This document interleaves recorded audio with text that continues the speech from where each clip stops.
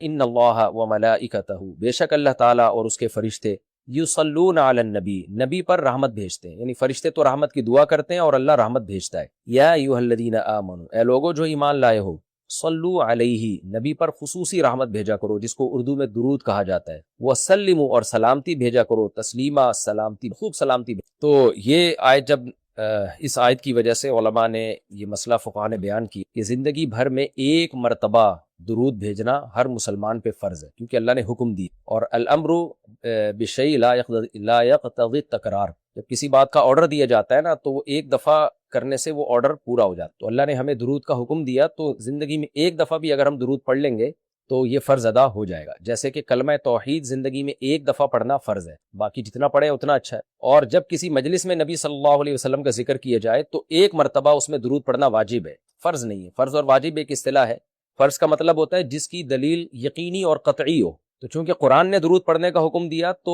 وہ چونکہ یہ نہیں اللہ نے کہا کہ ہمیشہ پڑھتے رہا کرو، بلکہ پڑھو، تو ایک دفعہ پڑھنا اس قطعی یقینی دلیل کی وجہ سے فرض ہے۔ تو فرضیت ایک ایسی چیز ہوتی ہے جس کا انکار کرنے سے انسان کافر ہو جاتا ہے، کیونکہ اس کی دلیل بہت مضبوط ہوتی ہے۔ اور دوسری حدیث میں آتا ہے کہ وہ شخص بخیل ہے کہ میرے سامنے اس کا تذکرہ کیا جائے اور مجھ پر درود نہ پڑے۔ تو اس حدیث، یہ چونکہ خبر واحد ہے، کیونکہ ظاہر ہے قرآن جس طرح تواتر کے ساتھ ثابت ہے، اس طرح اخبار آحاد جو خبر واحد ہوتی ہیں وہ اس طرح تواتر کے ساتھ ثابت نہیں، تو اس میں تعویل کا بھی امکان ہوتا ہے۔ تو اس لیے فقہا، خاص طور پر احناف جو ہیں، فقہائے حنفیہ، انہوں نے فرض اور واجب ایک ٹرم بنائی ہے شرعی مسائل کو سمجھانے کی۔ تو اس لیے انہوں نے کہا کہ جب کسی مجلس میں نبی کا نام آئے نا تو اس مجلس میں ایک دفعہ کم سے کم درود پڑھنا واجب ہے۔ واجب کا درجہ تھوڑا سا فرض سے نیچے ہوتا ہے کیونکہ وہ حدیث سے ثابت ہے۔ تو اور پھر جب بار بار نبی کا نام آئے تو پھر بار بار پڑھنا واجب نہیں، کیونکہ اس میں حرج ہے۔ ہاں مستحب ضرور ہے کہ جتنی دفعہ پڑھیں، جب بھی نبی صلی اللہ علیہ وسلم کا نام آئے تو لازمی درود شریف پڑھا کر، یہ تو مستحب ہے۔ نبی صلی اللہ علیہ وسلم نے فرمایا جس شخص نے مجھ پہ ایک دفعہ درود پڑھا اللہ اس پر 10 رحمتیں نازل کرتے ہیں اور اس کی 10 خطاؤں کو معاف کرتے ہیں۔ تو بہت زیادہ فضیلت ہے درود شریف پڑھنے کی۔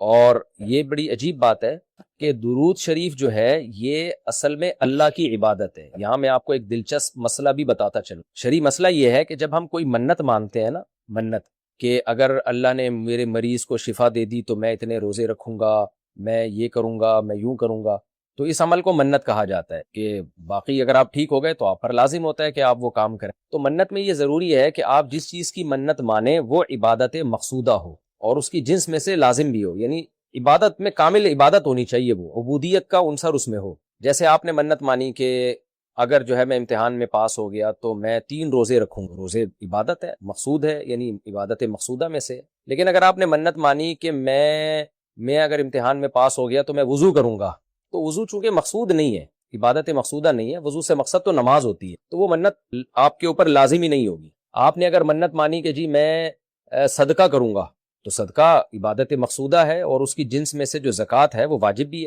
روزے کی جنس میں سے رمضان کا روزہ واجب ہے۔ آپ نے نفل نماز کی منت مانی تو بھی منت پورا کرنا آپ پر لازم ہے، کیونکہ نفل نماز جو ہے وہ عبادت بھی ہے اور اس کی جنس میں سے یعنی فرض نماز آپ پر لازم بھی ہے۔ تو اگر دونوں میں سے ایک شرط بھی نہیں پائی جائے گی تو منت پھر منعقد ہی نہیں ہوتی۔ جیسے آپ نے کہا کہ میں جو ہے وہ اگر امتحان میں کامیاب ہو گیا، پاس ہو گیا، تو میں جو ہے اپنے والدین کی خدمت کروں گا، تو یہ خدمت ثواب تو بہت ہے لیکن عبادت مقصودہ نہیں ہے، عبادت مقصودہ نہیں ہے، تو یہ منت آپ پر پورا کرنا لازم نہیں ہوگی۔ خدمت تو کرنی چاہیے، ماں باپ کی خدمت سے بڑھ کر تو دنیا میں کوئی نیکی نہیں ہے، لیکن عبادت مقصودہ نہیں ہے۔ مقصودہ کا مطلب نماز، حج، یہ سب چیزیں جو ہے نا مقصود میں آتی ہیں۔ یہ کسی عارضے کی وجہ سے اللہ نے ہمیں حکم دیا کہ تاکہ ماں باپ کو پریشانی نہ ہو۔ یہی وجہ ہے کہ اگر خدمت کے محتاج نہیں ہوتے تو پھر خدمت واجب بھی نہیں ہوتی، ان کی خدمت کے محتاج ہوتے ہیں تو واجب ہوتی ہے۔ لیکن نماز تو جب بھی ٹائم آئے گا آپ پر لازم ہوگی، زکوٰۃ تو سال گزرنے کے بعد جب بھی صاحب نصاب ہوں گے آپ پر لازم ہوگی، چاہے غریبوں کو ضرورت ہو یا نہ ہو، آپ پر تو زکوٰۃ واجب ہوتی رہے گی۔ تو اب علماء کا اختلاف ہوا ہے کہ اگر کوئی شخص درود شریف کی منت مانتا ہے تو کیا اس پر درود شریف کی منت پوری کرنا لازم ہے؟ بعض علماء نے کہا کہ نہیں، کیونکہ درود شریف بھی عبادت مقصودہ میں سے نہیں ہے۔ اس کی پہلے میں اور آسان مثال دیتا ہوں، جیسے تلاوت۔ علماء کہتے ہیں اگر کوئی یہ منت مانتا ہے کہ اگر میں امتحان میں کامیاب ہو گیا تو میں 3 پارے تلاوت کروں گا، تو یہ منت پوری کرنا بھی واجب نہیں ہے، کیونکہ قرآن پڑھنا بہت زیادہ ثواب تو ہے لیکن عبادت مقصودہ نہیں ہے، بلکہ مقصد قرآن سے کیا ہے کہ آپ کا دل بنے اور آپ کو آخرت کی یاد تازہ ہو، آپ کو شرعی احکام کا علم ہو۔ ثواب بہت ہے، ہر ثواب کا کام اصطلاحی عبادت نہیں ہوتا، خوب سمجھ لیں۔ عبادت کی بھی 2 قسمیں ہیں، ایک عبادت ٹرم ہے، اصطلاح ہے، اور ایک عبادت مجازن ہم عبادت، ہر اچھے کام کو عبادت کہتے ہیں۔ اس لحاظ سے تو کھانا کھانا بھی عبادت ہے کہ اگر آپ کی نیت اچھی ہے اس سے، لیکن ایک ہوتی ہے مقصود عبادت، تو مقصودہ عبادت میں سے نہیں ہے۔ ثواب بہت ہے قرآن کی تلاوت کرنا، اللہ سے محبت کی علامت ہے، بغیر سمجھ کے پڑھنا بھی بہت بڑی نیکی ہے، قرآن بغیر سمجھ کے پڑھنا بھی، لیکن قرآن کی تلاوت کی منت جو ہے وہ منعقد نہیں ہوتی۔ تو اسی طرح اب یہ اختلاف ہوا ہے کہ اگر کوئی درود شریف کی منت مان لیتا ہے کہ اگر میں امتحان میں کامیاب ہو گیا تو میں 100 دفعہ درود شریف پڑھوں گا، تو کیا یہ منت پوری کرنا واجب ہے یا نہیں؟ تو بعض علماء کہتے ہیں کہ واجب نہیں ہے۔ وجہ اس کی ہے کہ درود شریف عبادت مقصودہ نہیں ہے، کیونکہ درود شریف کا مقصد تو یہ سید الانبیاء محمد صلی اللہ علیہ وسلم سے محبت کا اظہار، یہ نماز روزے کی طرح نہیں ہے۔ لیکن راجح قول یہ ہے جس پہ فتویٰ دیا گیا ہے کہ یہ منت پوری کرنا واجب ہے، کیونکہ درود شریف عبادت مقصودہ ہے، اور عبادت مقصودہ ہے اور اس کی جنس میں سے واجب بھی ہے، فرض بھی ہے۔ تو فرض کیسے ہے؟ کیونکہ قرآن نے ہمیں حکم دے دیا، اب زندگی میں ایک دفعہ درود شریف پڑھنا فرض ہو گیا، یہ مسئلہ تو آسانی سمجھ میں آ گیا کہ فرض کیسے۔ یہ ایک سوال پیدا ہوتا ہے عبادت مقصودہ کیسے ہے؟ نبی صلی اللہ علیہ وسلم کی تو عبادت جائز ہی نہیں ہے۔ اس کا بڑا دلچسپ جواب دیا حضرات فقہا نے کہ درود شریف اصل میں اللہ کی عبادت ہے جو ہم اللہ کو خوش کرنے کے لیے کرتے ہیں، کیونکہ اللہ نے ہمیں آرڈر دیا ہے، اور اس میں عبادت کا عنصر، عبادت کہتے ہیں جس کی جو ہے وہ جس میں عبودیت کا عنصر ہو، آپ بطور غلام جو کام کر رہے ہو، جس میں آپ کو لاجک پوچھنے کی بھی اجازت نہیں ہوتی۔ جیسے 5 نمازیں فرض ہیں نا، کیوں فرض ہیں بھائی؟ لاجک کی ہمیں حکم نہیں، ہم نے پڑھنی ہے۔ روزہ فرض ہے، اس کی حکمتیں اللہ نے بیان کی، لیکن وہ حکمتیں نہ بھی ہو تو روزہ رکھنا پڑے گا۔ تو درود شریف بھی عبادت مقصودہ میں سے ہے، اس لیے کہ اللہ نے ہمیں حکم دیا تو ہم اللہ کو خوش کرنے کے لیے اللہ کی غلامی کے طور پر پیغمبر پر درود بھیجتے ہیں۔ اس سے درود شریف کی اہمیت بہت زیادہ بڑھ جاتی ہے، اور اس میں بہت ساری حکمتیں حاصل ہو جاتی ہیں کہ ہم اللہ کو راضی کرنے کے لیے، کیونکہ اللہ نے ہمیں حکم دیا، جیسے نماز کا حکم دیا، زکوٰۃ کا حکم دیا، اللہ نے کہا کہ تم یہ عبادت کرو گے میری، یہ ہوگی میری، کیونکہ دعا عبادت ہے۔ دعا میں کیا ہوتا ہے؟ ہم اللہ سے بھکاریوں کی طرح مانگتے ہیں، تو اللہ نے کہا اور دعائیں تم مانگو نہ مانگو، یہ والی تو اسپیشلی تم پہ فرض ہے۔ ایک تو اطلاق دعا مانگنا ہے نا، لیکن اسپیسیفک کوئی مخصوص دعا مانگنا تو فرض نہیں ہے، لیکن یہ والی دعا مانگنا ہم پہ اللہ نے فرض کیا ہے کہ تم نے پیغمبر کے لیے رحمت کی دعا کرنی ہے، یہ تم پہ فرض ہے، یہ مجھے خوش کرنے کے لیے فرض ہے۔ تو یہ عبادت ہے، لیکن اللہ کی عبادت ہے، اور نبی کے لیے دعا ہے۔ تو اس سے درود شریف کی اہمیت بھی بہت بڑھ جاتی ہے، اور ہمیں سید الانبیاء صلی اللہ علیہ وسلم کی اہمیت کا بھی پتہ چلتا ہے کہ اللہ نے پیغمبر پہ درود بھیجنے کو اپنی عبادت قرار دے دیا ہے۔ سید الانبیاء صلی اللہ علیہ وسلم کی بھی ویلیو بہت زیادہ بڑھ جاتی ہے۔ جیسے قرآن میں آتا ہے نا کہ وَرَفَعْنَا لَكَ ذِكْرَكَ، ہم نے آپ کے تذکرے کو بلند کیا ہے۔ تو کیسے بلند کیا؟ علماء نے اس کا جواب دیا کہ نماز میں بھی درود شریف ہے، اور اتحیات میں نبی صلی اللہ علیہ وسلم پہ سلامتی بھیجنے کو اتحیات کا حصہ بنا دیا گیا ہے، اور اذان میں اشہد ان لا الہ الا اللہ کے ساتھ اشہد ان محمد رسول اللہ کو بھی ایڈ کیا گیا ہے۔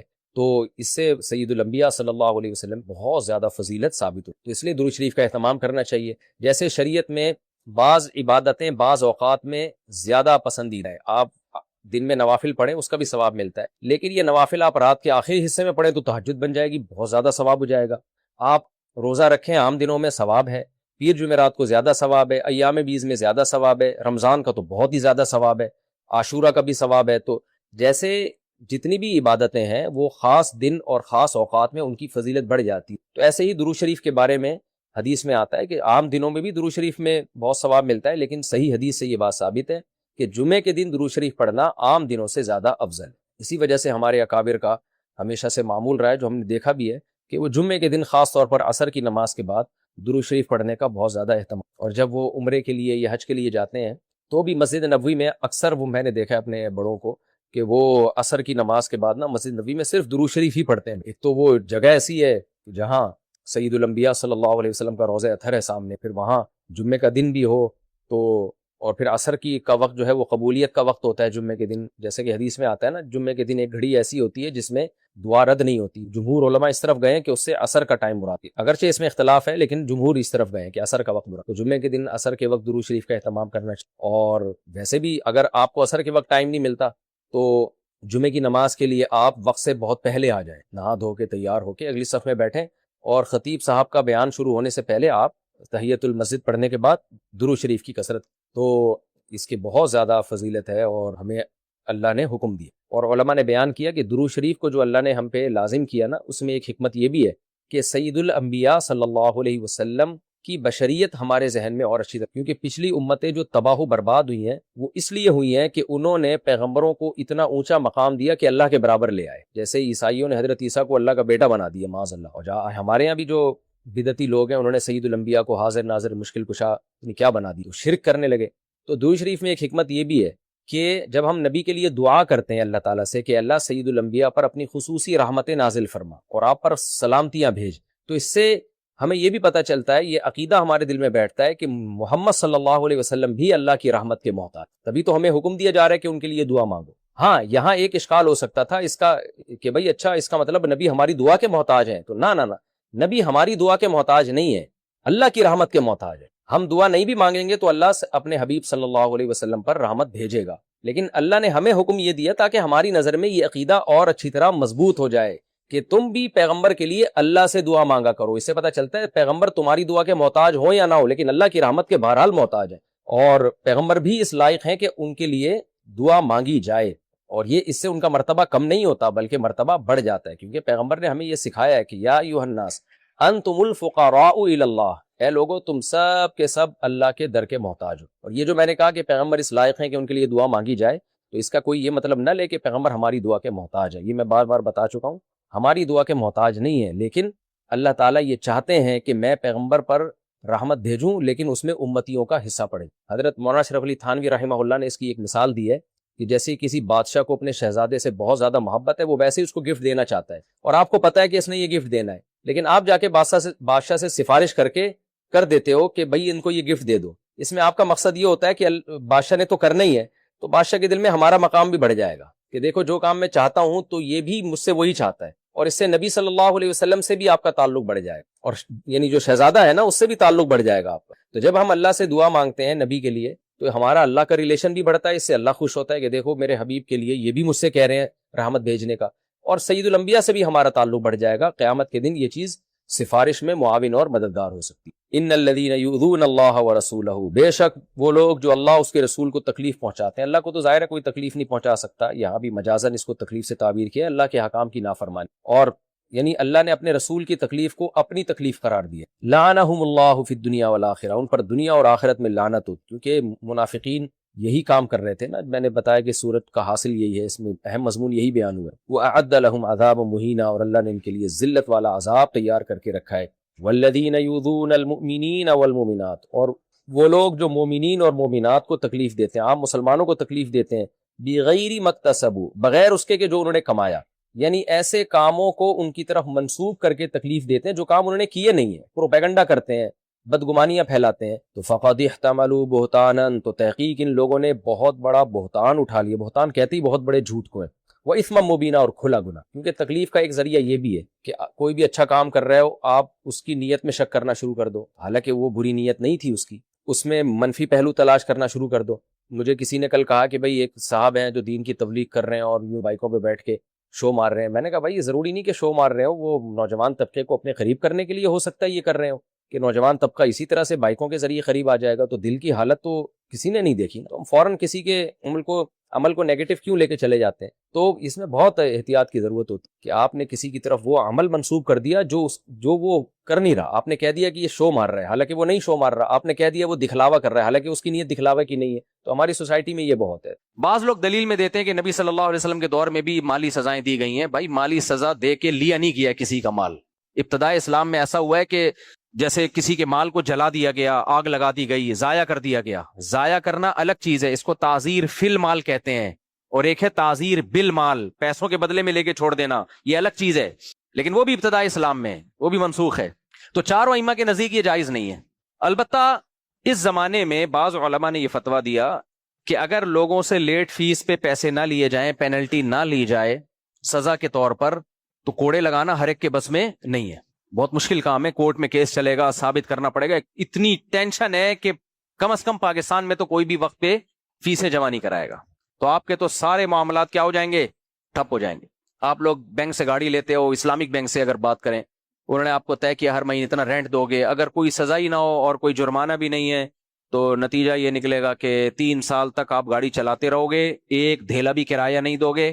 اس کے بعد جب بینک جیل میں کس کو بھجوائے گا؟ بینک جیل میں بھجوانے کے لیے کورٹ میں جانا پڑے گا، کورٹ میں جب آپ جاؤ گے تو جج کے اپنے پیسے ہوں گے، وکیلوں کے اپنے پیسے ہوں گے، پھر اس کو ثابت کرنا، پھر آپ وہاں جا کے گھننے بن جاؤ گے، پیسے ہی نہیں ہے، تو جج کیا کر لے گا؟ آپ پینٹ اتروائے گا آپ کی، کیا کرے گا وہ؟ اس لیے اس زمانے میں بعض علماء نے فتویٰ دیا کہ شدید ضرورت کے موقع پہ مالی جرمانے کی اجازت ہے جہاں جسمانی سزا دینا ممکن نہ ہو۔ یا بڑے نظام کو چلانے کے لیے ممکن نہ ہو. لیکن اس کا مطلب کیا ہے؟ اس کا مطلب تعزیر فی المال ہے، تعزیر بالمال نہیں ہے. یعنی سزا کے طور، سوری یہ اصطلاح یہاں نہیں چلے گی. اس کا مطلب یہ ہے کہ آپ پنشمنٹ کے طور پر اس سے مال لے کے استعمال بہرحال نہیں کر سکتے.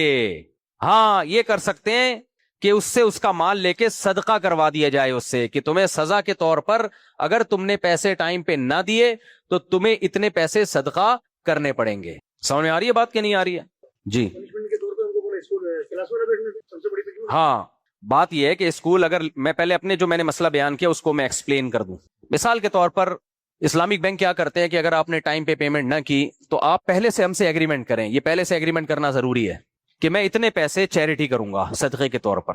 آپ تو استعمال کر نہیں سکتے کیونکہ یہ ناجائز اور حرام ہے کہ میں نے ٹائم پہ پیمنٹ نہیں دی تو اب آپ مجھ سے اضافی پیسے لے کے استعمال کر رہے ہو، تو خالص سود ہے نا. وہی ہے کہ اضافہ ہے خالی عن العوض، وہ اضافہ جو معاوضے سے خالی ہے، اس کی کوئی تک نہیں. چاروں ائمہ کے نزدیک حرام ہے، یہ ناجائز ہے. فتویٰ بھی اسی پر ہے کہ جب بھی کوئی لیٹ پیمنٹ کرے گا تو آپ وہ پیمنٹ لے کے نہیں کھا سکتے، کیونکہ اس کا مال آپ نہیں کھا سکتے کسی شرعی عقد کے بغیر. یہ کوئی شرعی عقد ہے نہیں.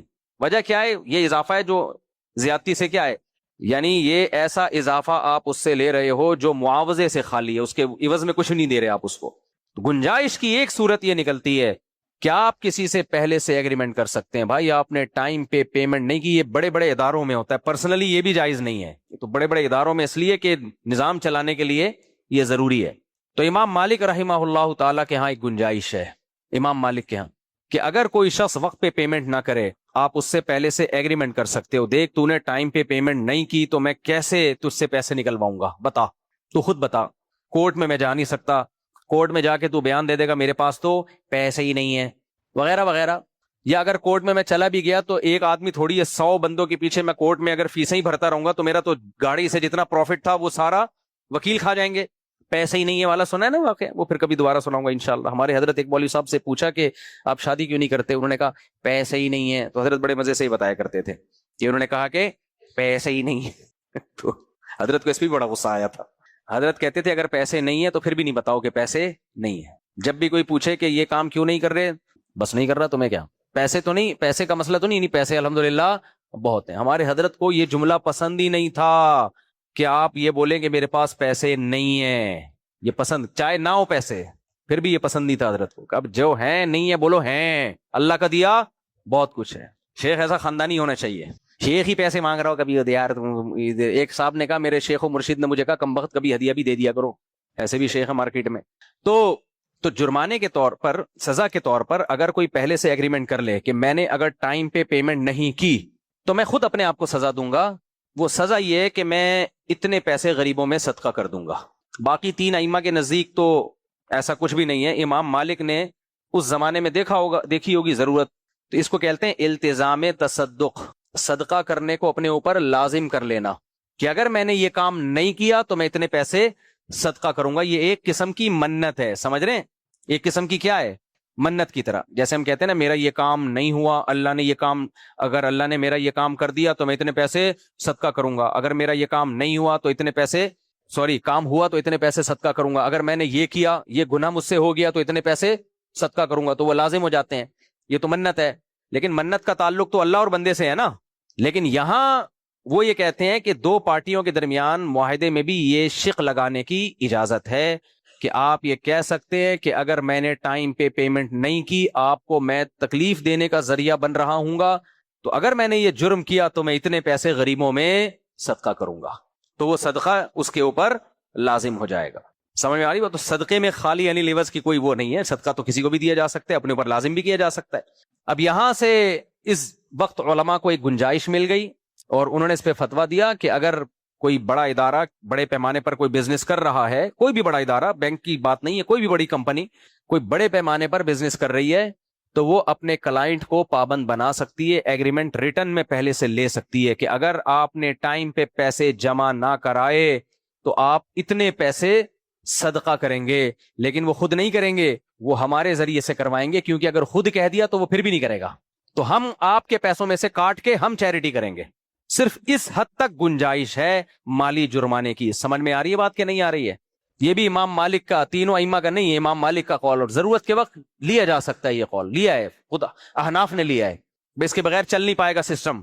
ائمہ کے اختلاف کا یہی تو فائدہ ہوتا ہے، اسلام میں لچک پیدا ہو گئی ہے، قیامت تک کے لیے چل سکے گا۔ تو اسکول والے بھی زیادہ سے زیادہ یہ کر سکتے ہیں، اگر بہت مجبوری ہو، اول تو مجبور ہے نہیں وہ، لیکن اگر مجبوری ہو تو زیادہ سے زیادہ وہ یہ کر سکتے ہیں کہ جو بچہ لیٹ فی پے کرے گا، ہم پہلے سے ایک ایگریمنٹ کر لیں کہ اگر آپ نے فیس پے نہیں کی تو ہم اضافی پیسے لیں گے، لیکن وہ پیسے ہمارے پروفٹ کا حصہ نہیں ہوں گے، وہ سارے پیسے زکوٰۃ فنڈ میں جائیں گے۔ سمجھ میں آ رہی ہے بات کہ نہیں آ رہی ہے؟ وہ ہمارے اسکول کے پروفٹ کا حصہ نہیں۔ اور یہ نہیں کہ اپنے اسکول کی کرسیاں آ رہی ہیں، اس سے اپنے اسکول کی لائٹیں آ رہی ہیں، بھئی یہ تو آپ نے استعمال نہیں کرنا، وہ سارا کا سارا آپ نے کیا کرنا ہے؟ صدقہ کرنا ہے۔ اور رفیع بھائی نے ایک سجیشن اور دی ہے کہ یہ بھی ضرورت کے وقت جائز ہے نا۔ رفیع بھائی کہہ رہے ہیں اس کی ضرورت نہیں ہے، کیونکہ اسکول والے کہیں جو 2-3 مہینے تک پیمنٹ نہیں دے گا اس کو اسکول سے نکال دیں گے، ہم 1 مہینے میں پیمنٹ نہیں دی اسکول سے نکال دیں گے، کلاس میں نہیں بیٹھنے دیں گے۔ میں نے آپ کا پیغام پہنچا دیا جی، دوسرے دن فیس خود آ جائے گی، لیکن وہ ایسا نہیں کریں گے، وہ کہتے ہیں آؤ بس آؤ، کسی طریقے سے آ جاؤ۔ خیر وہ ان کا مسئلہ ہے، اب ان کی کیا مجبوری ہے، یہ اسکول دیکھو، جو جس کی فیلڈ ہو اپنی مجبوریاں وہ زیادہ بہتر سمجھتا ہے۔ بعض دفعہ ممبر پہ آدمی بات کہہ دیتا ہے، خود اسکول چلا رہا ہو پتہ چلا پھنس گیا، تو اس لیے وہ بات ہی نہیں کرنی چاہیے۔ جو جس کی جو فیلڈ ہے نا، وہ مجبوریاں اس کی وہ خود بہتر جانتا ہے۔ اب مجھے نہیں پتا اسکول والوں کی کیا مجبوری ہے کیا نہیں ہے، لیکن بہرحال اس کی گنجائش ہے کہ اس سے پیسے صدقہ کروائے جائیں۔ امام مالک نے تو صرف اتنا کہا ہے کہ وہ اس سے صدقے کا التزام کروایا جا سکتا ہے۔ آگے یہ پھر علماء نے کہا کہ وہ اس پہ چھوڑ دیا جائے تو وہ کرے گا نہیں، تو اس سے یہ بھی اجازت لی جائے کہ ہم آپ کی طرف سے کریں گے اور ہم پیسے لیں گے، اس کے اضافی ہم آپ سے لیں گے اور صدقہ کریں گے، تو یہ جائز ہے، یہ اس کی گنجائش ہے۔ جائز کا مطلب تو اب آپ کے ذہن میں آ گیا کہ اسلام پیسوں کے معاملات میں 1 روپے بھی کسی کا پیسہ نہیں کھانے دیتا، الا ان تکون تجارتا عن تراض منکم۔ اللہ نے فرمایا قرآن مجید میں ایک دوسرے کا مال ناحق طریقے سے مت کھاؤ، الا ان تکون تجارتا، صرف ایک صورت ہے، تجارت ہو آپس کی رضامندی سے۔ اور تجارت میں یہاں تجارت کا مطلب جو اجارہ ہے وہ بھی تجارت میں ہی ہے، یعنی کوئی چیز کسی چیز کے بدلے میں دی جا رہی ہو، چاہے وہ منفعت ہو چاہے وہ مال ہو۔ تیسرا کوئی راستہ آپ کے پاس کسی کا مال کھانے کا نہیں ہے، الا یہ کہ وہ گفٹ کر دے۔ تو اس سے یہ جو سارے حکومتوں کے دھندے اور ٹیکس کا جو گندا سڑا ہوا غلیظ نظام ہمارے سروں پہ مسلط ہے، اس سب کی نفی ہو گئی کہ نہیں ہو گئی؟ میں نہیں کہہ رہا کہ ٹیکس مت دیں، وہ تو نہیں دیا تو اور دھنس جائیں گے زمین میں، لیکن یہ نظام بہرحال غلط ہے، یہ نظام غلط ہے۔ خلافت عثمانیہ تھی، کوئی ٹیکس نہیں تھا، کتنے بڑے پیمانے پر حکومت چل رہی تھی، حکومت کے پاس سورس آف انکم، جو انکم کے سورسز ہیں وہ بہت زیادہ ہوتے ہیں، اس سے کما سکتی ہے گورنمنٹ لیکن کماتی نہیں ہے۔ ابھی سولر پلیٹوں پہ بھی خبریں آ رہی ہیں، پہلے بہت سستی کر دیں، خوب دھڑا دھڑ لوگوں نے خریدی، اب نیٹ میٹرنگ پہ جو وہ یونٹ کے آپ کو پیسے دے رہے ہیں اس سے آدمی کہتا ہے یہ نہ دیتے تو زیادہ اچھا تھا۔ ہم نے مسجد میں اتنا مہنگا سولر سسٹم لگوایا، نیٹ میٹرنگ کے لیے ترس رہے ہیں، 6 مہینے سے زیادہ ہو گئے، اتنا رلا دیا ہے۔ خدا پوچھے گا انشاءاللہ ان کو، اللہ پوچھے گا، آخرت کا سوچ کے ہمیں تسلی ہوتی ہے۔ ذرا ذرا سے کام میں اتنا سڑا دیتے ہیں۔ باہر ملکوں میں چاہے وہ جیسے بھی ہوں، نظام غیر اسلامی ہے، دیکھو غیر اسلامی قانون جب کہیں نافذ ہوتا ہے تو اس کے بعد میں نتائج بہت بھیانک نکلتے ہیں، اور جو نکل رہے ہیں، لیکن جن چیزوں کا تعلق مینجمنٹ سے ہے، انتظامیہ سے ہے، وہ 100% ٹھیک ہے، سارے کام وہاں لوگوں کے فون پہ ہو جاتے ہیں۔ یہاں آتے ہی ایک عجیب سی وحشت شروع ہو جاتی ہے، کوئی کام ہی نہیں ہوتا بھائی، یار بجلی ہم سورج سے خود بنا رہے ہیں، خدا کے بندو اس پہ تو ہمیں کچھ سہولت دو نا۔ کتنا پیسہ لوگوں کا خرچ ہو گیا، اب پالیسی کیا ہو رہی ہے، پہلے لوگوں کو لالچ دی، اس سے فائدہ یہ ہوا۔ اس کی مثال ایسے ہے کہ جب باہر سے کوئی بڑا تاجر ہیلمٹ خرید لیتا ہے نا زیادہ بڑی تعداد میں، تو پولیس کو آرڈر آتا ہے ہیلمٹ پہ سختی کرو، سب لوگ ہیلمٹ خرید لیتے ہیں، وہ ارب پتی بن جاتا ہے، اس کے بعد ہیلمٹ پہ سختی ختم۔ یہ چل رہا ہے ہمارے ہاں system, it is not system but it is system. Solar کے بارے میں بھی سنا ہے ایسے ہی کچھ ہوا ہے کہ بکوانا تھا، انہوں نے کچھ تھے حکومتی اہلکار، دے دنا دن لوگوں کو الو بنا کے سولر پلیٹیں دبا کے بکوائیں، اب پالیسی کیا کر دی، سخت کر دی۔ کوئی بات نہیں میرے بھائی، جتنا حکومت سے جان چھڑا سکتے ہو چھڑاؤ۔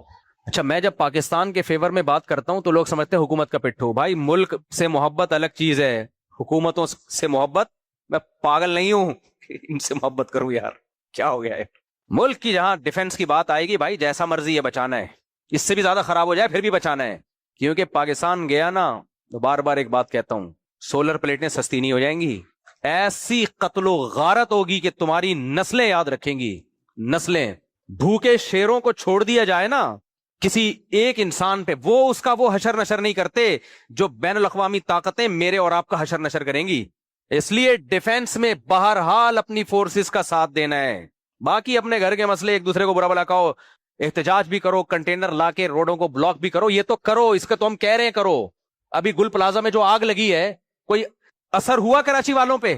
مجھ سمیت, میں بار بار کہتا ہوں, میں اپنے آپ کو بھی داخل کرتا ہوں, ہم سب کراچی میں جتنے لوگ رہتے ہیں مجھ سمیت غیرت ختم. اللہ نہ کرے ایسی 10 بلڈنگیں اور جل جائیں, ہم بے غیرتی کے عادی ہو چکے ہیں. تو اللہ تعالیٰ نے تو اس قوم کی حالت نہیں بدلی. قرآن کہہ رہے نہ ہو جس کو خیال آپ اپنی حالت کے بدلنے کا. ان اللہ لا یغیر ما بقوم حتی یغیروا ما بانفسہم. تو سندھ کے مقدر میں ذلت تھی, ذلت ہے, اور حالات سے ایسا لگ رہا ہے ذلیل ہوتے رہیں گے, کیونکہ ہمیں ذلیل ہونے کی, مجھ سب میں بھی داخل ہوں بھائی, عادت ہو گئی, یوز ٹو ہو گئے ہم لوگ, یوز ٹو. باقی ڈیفنس کی جہاں بات آئے گی, ایسا نہیں ہو سکتا کہ ہماری کمزوری سے فائدہ اٹھا کے کوئی پڑوسی ملک ہمیں آنکھیں دکھانا شروع کر دے, چماٹ ماریں گے رکھ کے میرے بھائی, ایسا نہیں ہے, چماٹ ماریں گے. ایک ہی تو چیز بچی ہے ہمارے پاس, مضبوط ڈیفنس, وہ بھی گیا تو گئے, بڑھ گیا پروگرام. ایک چیز خوبی بچی ہے, ہم ان حالات میں اس سے بھی کمپرومائز کر لیں, یہ نہیں ہو سکتا میرے بھائی, یہ نہیں ہو سکتا. باقی ہم فوج کا ساتھ دیں گے ڈیفنس کے معاملے میں, وہ دیں گے, کیونکہ یہ خون ہماری اس زمین پہ اگر ملک کے دفاع کے لیے خون گرا, اس سے بڑی سعادت کیا ہے, کیونکہ یہ ملک مسلمانوں کا ملک ہے. اس ملک یہ کمزور ہوا تو یہاں بہت خون خرابہ ہوگا. تو وہ تمام فوجی جو ہمارے بارڈر پہ لڑ رہے ہیں, ڈیفنس کر رہے ہیں, ہم سب ان کے ساتھ ہیں, اور ان کو ہم موٹیویٹ کرتے رہیں گے انشاءاللہ. ہم کسی سیاسی اختلاف میں اپنی لمٹ کو کراس نہیں کریں گے, لمٹ کو کراس نہیں کر سکتے ہم. لمٹ کراس کر کے ملک کے ڈیفنس ہی پہ اپنے فوجیوں کے مرنے پر ہم خوشیاں منانا شروع کر دیں, یہ نہیں ہو سکتا. خیر کہاں سے کہاں آج چلے گئے.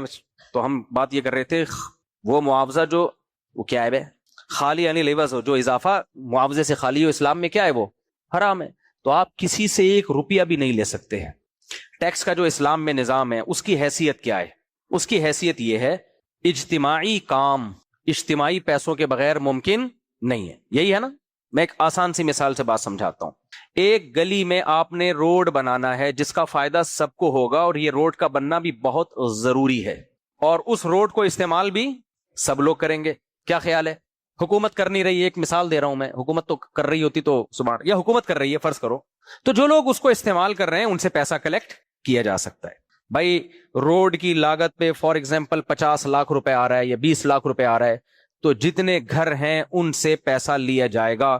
اس میں اگر کوئی یہ کہتا ہے کہ میں نے نہیں دینا, میں اس پہ راضی نہیں ہوں, اس کے نہیں کا اعتبار نہیں ہے, اس سے زبردستی بھی لیے جا سکتے ہیں.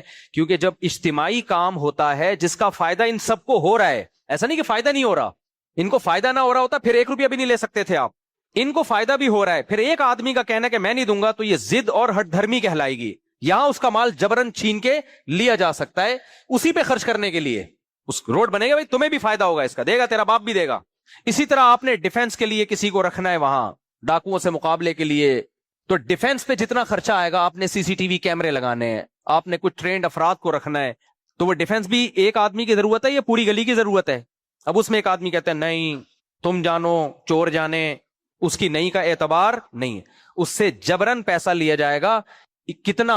اتنا جتنا ڈیفنس کے لیے ضروری ہے, اس سے زیادہ نہیں. زیادہ لیا واپس کرنا پڑے گا آپ کو. تبھی یہ جو اجتماعی قربانیاں مسجدوں میں ہوتی ہیں, ان میں بار بار ایک مسئلہ بیان کرتا ہوں, ان میں مسجدوں کی انتظامیہ 2 چیزوں کو خلط ملط کر دیتی ہے. 2 چیزوں کو, بولو نا ادھر توجہ یار, یہ گارڈ تبدیل ہوتے رہتے ہیں, آپ جب بھی کوئی نیا گارڈ آتا ہے اس کو دیکھ رہے ہوتے ہیں. تو مدرسے یا مسجدوں کی انتظامیہ جو قربانیاں کر رہی ہوتی ہیں, بعض لوگ, سب نہیں, وہ 2 چیزوں کو خلط ملط کر دیتے ہیں. وہ 2 چیزیں کیا ہیں بھائی؟ یا تو آپ لوگوں کے وکیل بن کے لوگوں کو اجتماعی قربانی کی ایک سہولت دے رہے ہیں آپ, یا آپ بزنس کر رہے ہیں. اگر آپ لوگوں کو اجتماعی قربانی کر رہے ہیں کہ بھئی ہمارے ہاں اجتماعی قربانی ہے اور اپنا گوشت اپنے گھر لے جائیے گا, تو اس میں جتنے پیسے بچیں وہ سارے لوگوں کو واپس کرنا ضروری ہے. وہ لوگوں کی پرمیشن کے بغیر آپ کہیں بھی استعمال نہیں کر سکتے. بتائیں بھئی لوگوں کا پیسہ ہی ہے. ہاں ان سے پرمیشن پہلے سے لی جا سکتی ہے کہ جو پیسہ بچے گا آپ ہمیں اجازت دیں کہ ہم مسجد کے چندے میں ڈال دیں. لوگ کہتے ہیں ہماری طرف سے اجازت ہے, تو بھی جب بچے گا تو کوئی شخص آ سکتا ہے کہ میں نے اس وقت اجازت دی تھی، اب میں اجازت واپس لے رہا ہوں، جو پیسے بچ گئے مجھے واپس کرو، تو اس کو بھی دینے پڑیں گے واپس، کیونکہ یہ پیشگی صدقہ ہے۔ تو یہ صرف ایک زبانی بات ہو سکتی ہے، اس کی شرعی حیثیت نہیں ہے کچھ بھی۔ جب تک صدقہ کمپلیٹ نہیں ہو جاتا اس وقت تک صدقے کا ارادہ یا وعدہ کرنے والے کو ہر وقت یہ آپشن ہے کہ وہ اپنے وعدے یا ارادے کو واپس لے لے، کیونکہ یک طرفہ وعدہ ہے، کوئی ایگریمنٹ تھوڑی ہے، اس کا پیسہ ہے، وہ نہ دینا چاہے تو نہ دے۔ سمجھ میں آ رہی ہے بات کہ نہیں آ رہی ہے؟ اور اگر بزنس کرنا ہے کہ نہیں جی ہمارا یہ بزنس ہے، تو پھر آپ پروفٹ رکھ سکتے ہیں، لیکن پھر بزنس کے اصول اس پہ لاگو ہوں گے۔ وہ اصول کیسے لاگو ہوں گے؟ شریعت یہ کہتی ہے آپ اپنی ملکیت میں اور قبضے میں لائے بغیر کسی چیز کو بیچ کے اس کا پروفٹ حاصل نہیں کر سکتے۔ مدرسے یا مسجد کے لوگ کیا کر رہے ہوتے ہیں؟ جانور لائے، یہ جانور وسیم بھائی کا ہے، یہ جانور غفار کا ہے، یہ آپ کا حصے، تو یہ آپ کا کب ہوا؟ آپ اس میں پروفٹ تھوڑی لے سکتے ہو، یہ تو ان کا ہے نا، آپ ان کے صرف وکیل ہو، آپ تو ان کی طرف سے ایک کام کر رہے ہو، پروفٹ کیسے رکھو گے آپ؟ اس جانور پہ جو پروفٹ ہوگا وہ نہیں آپ رکھ سکتے۔ جانور پہ پروفٹ جب آپ رکھ سکتے ہو جب آپ جانور خریدو، اپنی ملکیت میں لاؤ، اس کے بعد اس جانور کو متعین کر کے جمشید، غفار، ستار، وسیم، متعین لوگوں کو فون کرو، یہ 7 حصے آپ کے اس جانور میں ہیں، آپ خریدتے ہو یا نہیں خریدتے؟ اگر وہ کہیں ہاں ہمیں قبول ہے، تو آج سے یہ جانور آپ کا ہوا، اور آپ آ کے اس پہ قبضہ کر لو، کیونکہ ابھی میرا قبضہ ہے، یہ مر گیا تو میرا نقصان ہے۔ سمجھ میں نہیں آ رہی میرا خیال ہے بات؟ اللہ فرماتے ہیں سورہ دہر میں هل اتى على الانسان حين من الدهر لم يكن شيئا مذكورا، انسان پر اربوں خربوں سال ایسے گزر چکے ہیں وہ قابل تذکرہ چیز نہیں تھا۔ انا خلقنا الانسان من نطفة امشاج، ہماری قدرت حرکت میں آتی ہے ایک ملے جلے پانی سے، مخلوط پانی سے، اسپم سے ہم انسان کو بناتے ہیں۔ نبتلیہ، ہم نے چاہا کہ ہم اس کو آزمائیں، ہم نے چاہا کہ ہم اس کو آزمائیں۔ نبتلیہ، ہم نے چاہا کہ ہم اس کو آزمائیں کہ یہ ہمیں یاد رکھتا ہے یا ہمیں بھول جاتا ہے۔ فجعلناہ سمیعا بصیرا، اس پانی میں ہم نے دیکھنے کی طاقت بھی ڈال دی اور سننے کی طاقت بھی ڈال دی، تاکہ ہماری باتیں سنے بھی اور ہماری قدرت کی نشانیاں دیکھے بھی۔ اما شاکرن و اما کفورا، ان میں کچھ نیک بن گئے، ہمیں یاد رکھا، اور کچھ ناشکرے ہو گئے، دنیا کی رنگ رلیوں میں پڑ گئے اور بنانے والے کو بھول گئے۔ اللہ فرماتے ہیں پھر آگے اللہ نے نیک لوگوں کی جو بدلہ ہے جنت میں وہ، اور جو برےوں کی سزا ہے وہ، پھر نیک لوگوں کی اللہ نے صفات بیان کی ہے کہ شکر گزار کون لوگ ہیں۔ فرمایا یطعمون الطعام علی حبہ مسکینا ویتیما واسیرا، فرمایا کہ انہوں نے ہمیں یاد رکھا ہے نا، وہ کیسے یاد رکھتے ہیں؟ سب سے بڑی چیز جس سے انسان کو محبت ہے نا وہ دولت ہے۔ سب سے بڑی چیز جس سے انسان کو محبت ہے وہ کیا ہے؟ اس دولت کے لیے سفر بھی کرتا ہے، 6 مہینے بحری جہازوں میں گھومتا ہے، کدال لے کے گھستا ہے کوئلے کی کانوں میں، صرف کس کے لیے؟ یہ پیسے کے لیے۔ اللہ کہتے ہیں یہ خون پسینے سے پیسہ کماتے ہیں، لیکن اس میں جو ضرورت مند لوگ ہیں وہ کون ہے؟ یتیم، مسکین اور قیدی، ان کو کھانا کھلاتے ہیں۔ کھانا یہ ایک سائن ہے، ضرورت پوری کرنا۔ اور مزے کی آیت کیا، وہ جب ان کو کھلاتے ہیں تو کہتے ہیں انما نطعمکم لوجہ اللہ، ہم تمہیں تمہارے لیے نہیں کھلا رہے، ہم تمہیں خوش کرنے کے لیے نہیں کھلا رہے۔ انما نطعمکم لوجہ اللہ، ہم تو بھائی خدا نے ہم پر بڑے احسانات کیے، یہ پیسہ ہمیں کس نے دیا ہے؟ کافر کہتا ہے میری اسٹرگل، میری محنت، مسلمان کہتا ہے کس کا فضل؟ اللہ کا، یہ اللہ نے دیا ہے۔ تو جس نے دیا ہے اس نے کہا ہے کہ کچھ لوگوں کو زیادہ دوں گا، کچھ کو کم دوں گا، جن کو زیادہ دوں گا ان کو ان کا خیال کرنا ہے، جن کو کم دوں گا۔ اللہ ہمیں تمہاری جگہ بھی رکھ سکتا تھا، لیکن اللہ نے ہمیں دینے والا بنایا، تو ہم اس خدا کو خوش کرنے کے لیے تمہیں کھلا رہے ہیں۔ مقصد اس کو خوش کرنا ہے، تمہیں خوش کرنا ہے ہی نہیں۔ لا نريد منکم جزاء ولا شکورا، اس کا ہمیں بدلہ بھی نہیں چاہیے اور تم سے شکریہ بھی نہیں چاہیے۔ تھینک یو کا لفظ مت بولو، تمہارے لیے ہے ہی نہیں۔ جس نے پیدا کیا ہے یہ اس کا حکم ہے، تو ہمیں اس سے ریلیشن کو قائم رکھنے کے لیے پیسے کی قربانی دینی پڑے گی۔ میں سمجھا پا رہا ہوں اپنی بات؟ اس سے ریلیشن قائم کرنے کے لیے ضروری ہے بھائی، ورنہ وہ مانتا نہیں ہے۔ قربانی کے بغیر کوئی مانتا ہے ریلیشن ہے بھائی؟ کوئی مانے گا آپ کی دوستی کو؟ جب دوست کے لیے قربانی نہ دے، وہ مانے گا تو دوست ہے، پیڑے کھانے کے لیے آ جاتا ہے۔ کراچی میں آپ نے دیکھا ہوگا دوستوں کی گیدرنگ ہوتی ہے، آج چلے یار شنواری چلتے ہیں، آج فلانے چلتے ہیں، آج فلانے چلتے ہیں، ان میں ایک ہمیشہ ایسا نکما ہوتا ہے کبھی بھی اس کو توفیق نہیں ملتی کہ آج بل خود پے کر دے. ہوتے کہ نہیں ہوتے؟ تو صرف پیڑے کھانے کے لیے میرے بھائی نعمتیں لیتے چلے جا رہے ہیں. اور اللہ کہہ رہا ہے جب میں نے دیا ہے تو اس ریلیشن کو قائم کرنے کے لیے قربانی دو. جان کی قربانی بھی جو نماز میں روزے میں دی جاتی ہے, مال کی قربانی بھی جو زکوٰۃ میں اور صدقات اور خیرات میں دی جاتی ہے, دونوں قربانیاں اللہ مانگتا ہے. یہ حل نہیں ہے کہ ہم اس خدا کے وجود کا انکار کر کے گھنڈے بن جائے کہ کوئی پیدا کرنے والا نہیں ہے. کون ہے بھائی؟ اللہ نہیں ہے تو کون ہے؟ کوئی بھی نہیں ہے. نہ اس سے جان چھوٹے گی نہیں. جیسے باپ کا انکار کر دیا تو باپ کو بہت غضب آتا ہے, ایسے ہی اللہ کو سب سے زیادہ غضب اگر کسی بات پہ آتا ہے تو وہ اپنے انکار پہ آتا ہے. وہ نہیں چھوڑے گا, میں بھی چھوڑوں گا, میں آنے دو میرے پاس. تو اس لیے اللہ کی نظر میں جو سب سے زیادہ ترجیح ہے, جو بیان میں نے شروع کیا تھا بس 2 منٹ میں سمیٹ کے ختم کرتا ہوں, اللہ کی نظر میں سب سے زیادہ ترجیح اس چیز کو ہوگی جس کے لیے اللہ نے دنیا میں بھیجا, اور وہ ہے آزمائش. کون اچھا ہے اور کون برا. اس لیے اللہ یہ نہیں دیکھتا کہ تم انڈا بوڑ پہ رہتے ہو یا ٹورنٹو میں رہتے ہو. سمجھ آ رہی ہے بات؟ اللہ یہ نہیں دیکھتا کہ تم کسی غریب ملک میں رہتے ہو یا کسی امیر ہو. اللہ یہ نہیں دیکھتا کہ تم ٹماٹر بیچتے ہو یا پھر تم ارب پتی ہو. نبی صلی اللہ علیہ وسلم نے فرمایا ان اللہ لا ينظر الى صورکم ولا الى اموالکم. اللہ نے تمہاری شکلوں کو دیکھتا ہے, اللہ کو کالے گورے سے کوئی مطلب نہیں, اللہ کو خوبصورت بدصورت سے کوئی مطلب نہیں. ہماری ترجیحات ہیں. جیسے میں نے مزدور کی مثال دی تھی نا, بھائی جو کام کر کے دے گا اللہ کی نظر میں تو اس کی ویلیو ہوگی. تو اللہ کو نہ کالے گورے سے مطلب, نہ بدصورت خوبصورت سے مطلب, نہ دولت سے مطلب کہ کون غریب. اللہ کی نظر میں دولت اور غربت کی کوئی ویلیو ہوتی تو سید الانبیاء کے گھر میں 40 دن چولہا نہیں جل رہا. اتنی مسکینی. اور سلیمان علیہ السلام تخت اٹھا کے لا رہے ہیں, اتنی دولت کہ ملکہ سبا تخت دیکھ کر حیران ہوگی, اور ملکہ سبا آپ کا عالی شان محل دیکھ کے حیران ہو گئی. وہ سمجھ رہی تھی کہ یہ کوئی پانی ہے جبکہ وہ شیشے کا فرش تھا. اتنا لگژری فرش بنایا سلیمان علیہ السلام نے. اس سے بتائیں بھائی لگژری لائف بھی اسلام میں بری بولو نا نہیں ہے. لوگ دین کا معیار بنانے میں وہ اتنے نیک ہیں تو اتنے وہ اس دن نہاری کیوں کھا رہے تھے, اتنے نیک یہ ہوتا ہے لوگوں کا معیار. وہ اتنے نیک ہیں تو حضرت جی کا گھر اتنا خوبصورت کیوں ہے؟ گندے نالے میں کوئی پٹری ڈال کے کیوں نہیں بیٹھے ہوئے اس کے اوپر وہ حضرت؟ اور بھائی سلیمان علیہ السلام بھی اللہ کے پیغمبر, ایسی لگژری لائف. ملکہ سبا کو بلایا ہے نا انسان کی بچی بن کے چلی آؤ. سمجھ آ رہی ہے؟ قرآن کے الفاظ ہیں کہ واتونی مسلمین, میرا خط تم تک پہنچا ہے. کیونکہ طاقت تھی نا, پاور تھی. بھائی جب پاور نہیں ہوتی تو پھر اس اسٹائل میں بات ہی نہیں ہوتی ہے نا. امریکہ نے اٹھا لیا نا وہاں سے, وہ کس کے افریقہ کے صدر سے, اس کو پہلے بلایا ہوا, آ جاؤ, نہیں آیا ہوا لوگ چلے. مولانا سلی خانگی رحمہ اللہ تعالیٰ کا جب دور کرا برطانیہ میں, وہ سوری ہندوستان میں برطانیہ کی حکومت تھی, تو عدالت سے نوٹس آیا کہ آپ کو بلایا ہے.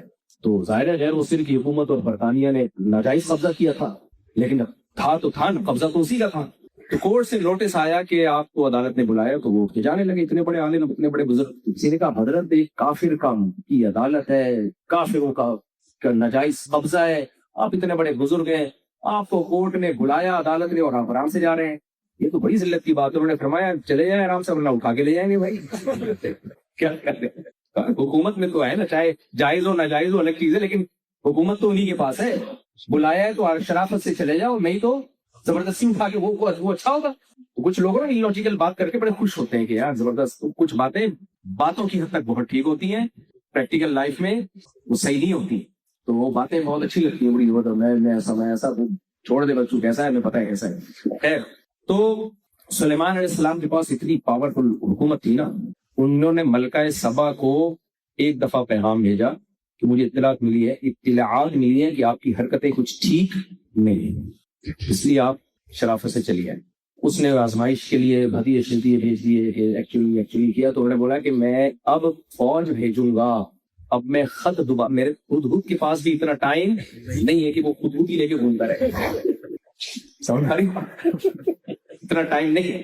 واتونی مسلمین, بندی بن کے چلی آؤ. باقی ڈسکشن جو ہماری ڈنر پہ یا جو بھی انہوں نے انتظام کیا ہوگا اس پہ بتاؤں گا کہ میں اللہ کا پیغمبر ہوں اور اسلام کی دعوت کیا ہے, یہ میں باتیں بتاؤں گا. فی الحال آپ خون پہ باتیں نہیں ہوگی, حدود کے ذریعے باتیں نہیں. اس زمانے کا خون حدود ہی تھا نا, فوراً چلی آئے. پھر سلیمان علیہ السلام نے اس سے روک ڈالنے کے لیے کیا دکھایا اس کو؟ جو اپنا عالیشان محل تھا نا، خوبصورت محل، اس کا فرش ایسے تھا جیسے پانی کی لہریں ہیں. لگژری تھا کہ نہیں؟ جھوپڑی بھی رکھ سکتے تھے بھائی. وہ کیا خیال ہے، مٹی کا پیالہ ہوتا، تاج واج نہ ہوتا، تو وہ ایسا لگژری فرش تھا. قرآن کہتا ہے وَكَشَفَتْ عَنْ سَاقَيْهَا، وہ سمجھی پانی کی لہریں ہیں، تو وہ اس نے اپنے پائنچے اوپر کیے کہ پانی سے بھیگ نہ جاؤں. تو بتایا کہ انہو صرح ممرد من قواریر، بھائی یہ شیشے کو جوڑ کے گلاسز سے ایسا فرش بنایا گیا ہے کہ دیکھنے میں تالاب لگتا ہے، حقیقت میں یہ تالاب نہیں ہے. فوراً ایمان لے آیا، بولا بھائی اتنی پاور، اتنی طاقت، اور یہ تواضع، اور یہ حق. میرا مقصد ابھی سلیمان علیہ السلام کا واقعہ سنانا نہیں ہے، میرا مقصد تو یہ بتانا ہے وہ بھی اللہ کے محبوب پیغمبر، ان کو بے انتہا دولت دی. جب دولت تھی تو ان کی لائف بھی لگژری. اور ہمارے نبی صلی اللہ علیہ وسلم نے اپنے لیے خود غربت کو پسند کیا، تو اس سے اس میں حکمتیں تھی بہت ساری. اس سے پتہ چلتا ہے بھائی، ایک اللہ اپنے پیغمبر کو پیسہ دے رہا ہے، دولت دے رہا ہے، ایک کو اللہ تعالیٰ گھر میں 40 دن چولہا بھی نہیں جل رہا. تو پھر صحابہ کرام میں ہم دیکھتے ہیں حضرت ابو ہریرہ بھوک کی شدت سے بےتاب ہو کے گھر سے باہر نکلتے تھے، لیکن حضرت عثمان ابن عفان وہ بھی حضرت ابو ہریرہ سے زیادہ افضل تھے. وہ خلفائے راشدین میں سے ہے نا، ان کا مقام سیدنا ابو ہریرہ سے زیادہ ہے، لیکن اتنی بڑی تجارت کے 400 اونٹ مال تجارت لے کے مدینہ میں ایک ٹائم پہ آیا کرتے تھے. کتنا مال لے کے آتے ہوں گے شام سے. تو اس لیے اسلام اس چیز کو فوکس نہیں کرتا کہ آپ نہاری کھا رہے ہو یا آپ مسور کی دال کھا رہے ہو، یہ کہیے کہ اپنے خرچے پہ کھا رہے ہیں. سمجھ آ رہی بات؟ مرغی صرف حلال ذبیحہ نہ ہو، چوری کی بھی نہ ہو.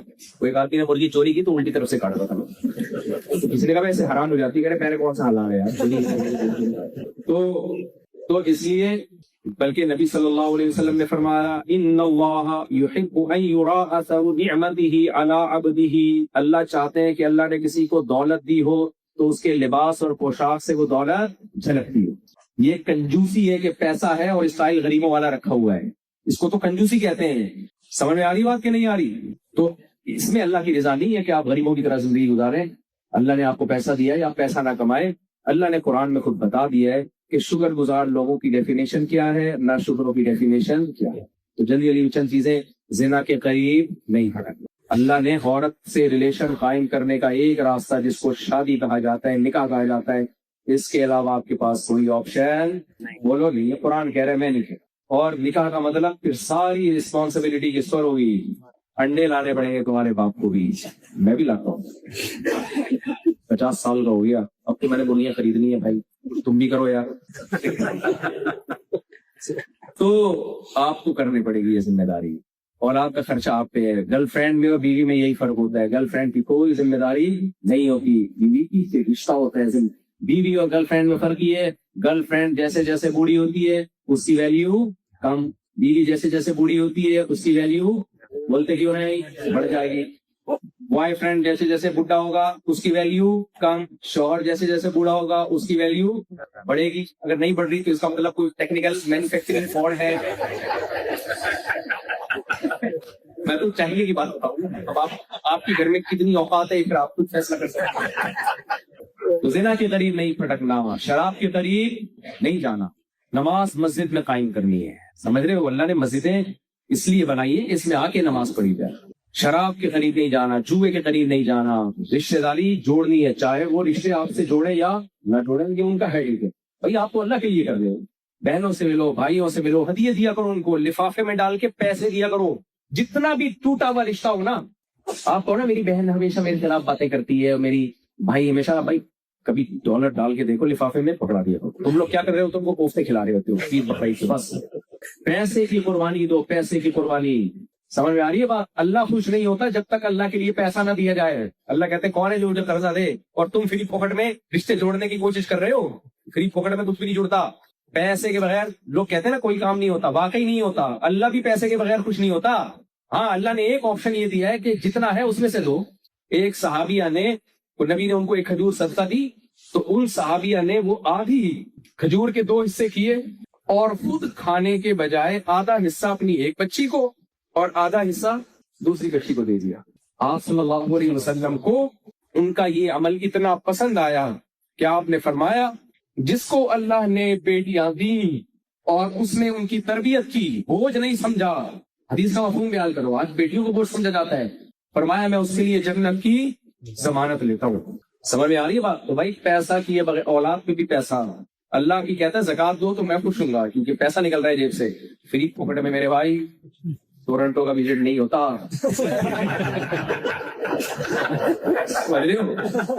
اس کا کوئی غلط مطلب بھی لوگ نکال سکتے ہیں، صحیح مطلب. غلط مطلب یہ نکالا جا سکتا ہے کہ شاید میرے بیان کے پیسے ہوتے ہیں. میں 20 دفعہ بتا چکا ہوں میرا کوئی وزٹ کمرشل نہیں، فری پاکٹ کے بیانات ہوتے ہیں. ہاں فری پاکٹ کا مطلب آنے جانے کا ٹکٹ تو اسپانسر کرنا پڑتا ہے نا. بعض دفعہ تو وہ ٹکٹ بھی میں خود ہی لیتا ہوں اپنے پیسوں سے. لوگ حیران ہوتے ہیں یار یہ کیسے جھوٹ بول رہا ہے یہ مولوی. بھائی جھوٹ نہیں بول رہے. تبلیغ والے جہاں بھی دنیا میں جاتے ہیں اپنی جان اپنا مال اپنا ہوتا ہے کہ نہیں ہوتا، تبھی اس کی برکتیں ہیں. تو میں کبھی اپنی جان اپنا مال اور کبھی اپنی جان تو ہوتی ہے لیکن صرف ٹکٹ کے پیسے میں جو اسپانسر کرتا ہے اس سے لے لیتا ہوں. اس کے علاوہ کسی بیان کے میرے کوئی پیسے نہیں ہے. فری پاکٹ کے بیان ہے، سمجھ رہے ہو؟ صرف ثواب ملتا ہے اس سے اور کچھ بھی نہیں ملتا. تو اللہ اس سے قائم رہنے کی توفیق دو. باقی اگر کوئی اسکالر لے رہا ہے تو مجھے اس کے اعتراض بھی نہیں ہے.